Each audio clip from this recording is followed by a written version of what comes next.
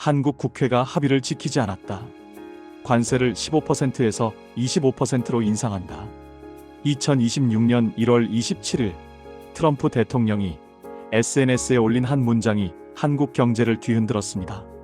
자동차, 목재, 의약품 등 모든 한국산 제품에 대한 관세를 15%에서 25%로 인상한다는 내용이었죠.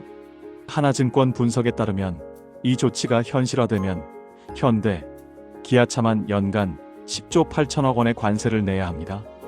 기존 대비 4조 3천억 원이 늘어나는 거예요. 모든 언론이 이 사건을 다루고 있습니다. 하지만 오늘 저는 다른 질문을 던져보려 합니다. 이 관세 인상으로 누가 이득을 보는가? 돈은 어디로 흐르는가? AI 올빼미의 눈으로 본 미래를 말씀드리겠습니다. 이 관세 인상이 현실화되면 한국 경제는 GDP 0.3에서 0.7% 감소, 최대 31만 개의 일자리가 사라질 수 있습니다. 영국 이코노미스트지 분석에 따르면 한국은 트럼프 관세로 인한 GDP 타격에서 세계 6위입니다.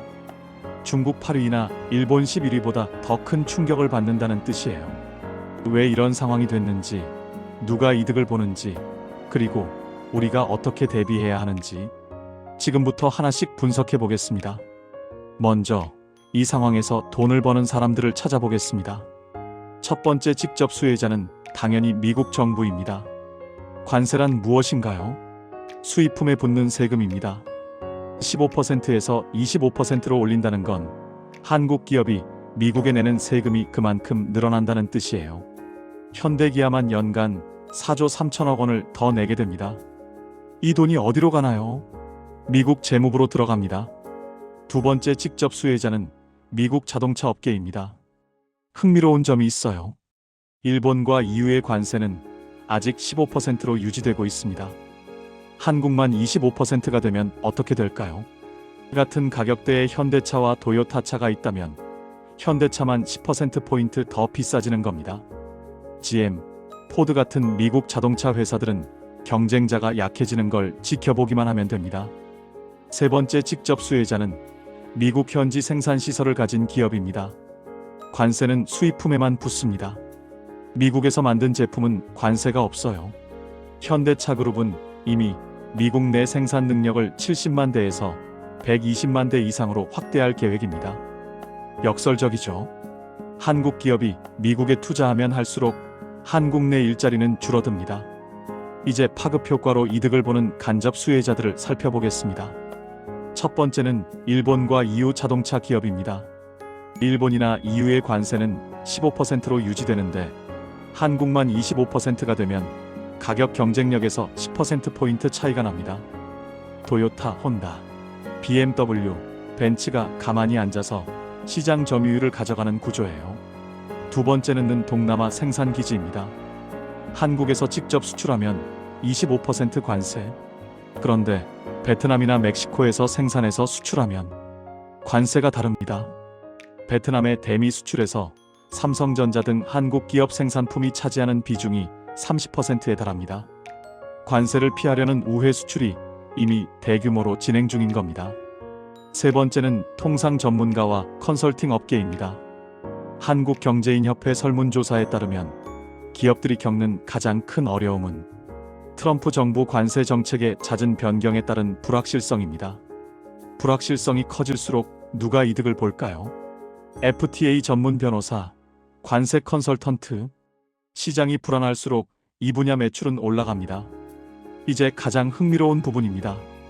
표면에 드러나지 않는 숨은 수혜자들이에요. 첫 번째 숨은 수혜자는 중국 기업들입니다.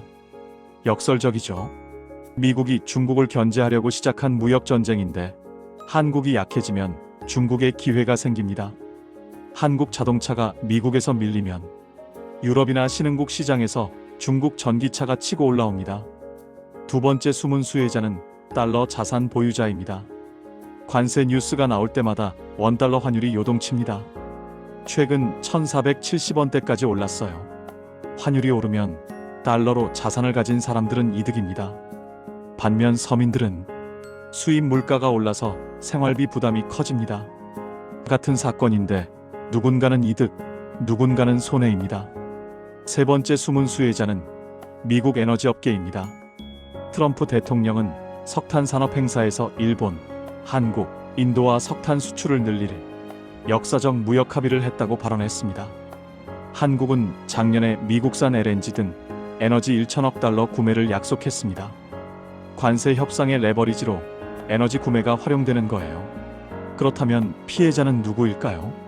첫째는 자동차 완성차 업체와 협력사입니다. 하나증권 분석에 따르면 25% 관세가 현실화되면 현대기아의 2026년 영업이익이 18% 감소합니다. 더 심각한 건 협력사들이에요. 한국GM은 수출의 86.8%가 미국행입니다. 관세가 오르면 적자 아니면 가격 인상인데 둘 다 경쟁력을 떨어뜨리죠. 둘째는 한국 제조업 근로자입니다. 현대경제연구원은 관세 전쟁이 확산되면 한국에서 최대 31만 3천 개의 일자리가 사라질 수 있다고 분석했습니다. 공장이 미국으로 이전하면 한국 내 고용이 줄어드는 건 당연한 결과예요. 셋째는 일반 소비자입니다. 환율이 오르면 수입 물가가 오릅니다. 해외여행도 비싸지고 해외 직구 비용도 늘어나요. 하지만 가장 중요한 질문은 이겁니다.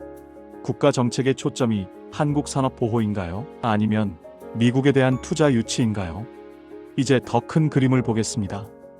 6개월에서 1년 내의 단기 전망으로 한국은행은 무역 갈등이 심화될 경우 올해 경제 성장률이 기본 전망 1.9% 대비 0.1%포인트 하락하고 내년에는 추가로 0.4%포인트 낮아질 것으로 예상했습니다.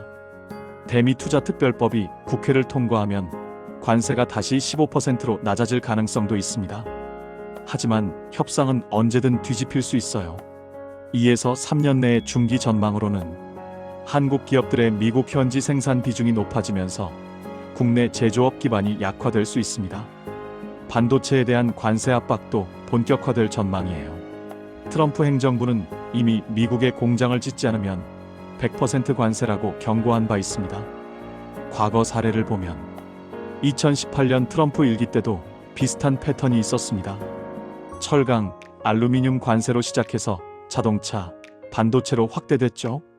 그때도 한국 기업들은 미국 투자를 약속했고 일부는 실제로 이전했습니다. 역사는 반복됩니다. 그렇다면 우리는 어떻게 해야 할까요?